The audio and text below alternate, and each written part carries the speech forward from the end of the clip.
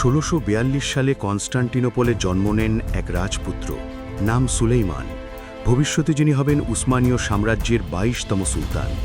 তার পিতা ছিলেন সুলতান ইব্রাহিম প্রথম আর মাতা সালিহা দিলাসুব। রাজপ্রাসাদের ভেতরেই শুরু হয় তার নিঃসঙ্গ জীবন। শৈশব থেকেই তাকে রাখা হয় কাফেসে, একটি বিশেষ কক্ষে, যেখানে প্রায় ৪৬ বছর কাটে বন্দি অবস্থায়। বাইরের পৃথিবী থেকে বিচ্ছিন্ন হয়ে তিনি জীবন কাটান প্রার্থনা আর পড়াশোনার মধ্য দিয়ে। এই দীর্ঘ বন্দিত্ব তাকে করে তোলে গভীরভাবে ধার্মিক ও ধৈর্যশীল। এই সময় তার ভাই মেহমেদ চতুর্থ সাম্রাজ্য শাসন করছিলেন। ১৬৮৩ সালে শুরু হয় ভয়াবহ গ্রেট তুর্কি যুদ্ধ, যেখানে অটোমানরা একাধিক শক্তির মুখোমুখি হয়। অস্ট্রিয়া, পোল্যান্ড, ভেনিস ও রাশিয়া মিলে গঠন করে হোলি লীগ। ১৬৮৭ সালে মহাকশের যুদ্ধে বড় পরাজয় সাম্রাজ্যকে কাঁপিয়ে দেয়। পরাজয়ের পর সেনাবাহিনীতে শুরু হয় বিদ্রোহ। বিদ্রোহীরা মেহমেদ চতুর্থকে সিংহাসনচ্যুত করে।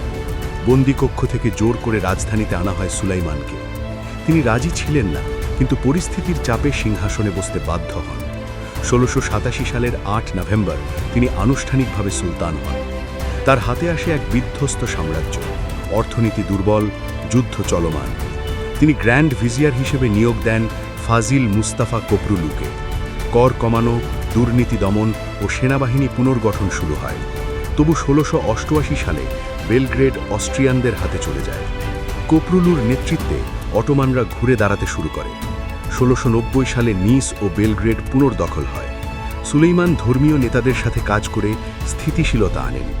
সাম্রাজ্যের অভ্যন্তরীণ দুর্বলতা কিছুটা কমে আসে। তিনি পরিচিত হন একজন ধার্মিক ও দেশপ্রেমিক শাসক হিসেবে। ১৬৯১ সালে তার স্বাস্থ্য দ্রুত অবনতি হয়।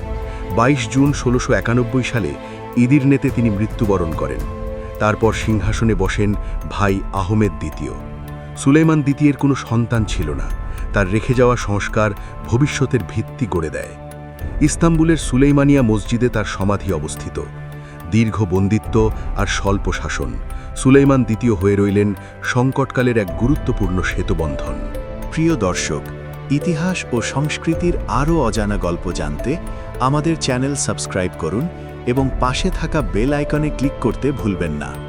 ভিডিওটি সম্পূর্ণ দেখার জন্যে আপনাকে আন্তরিক ধন্যবাদ।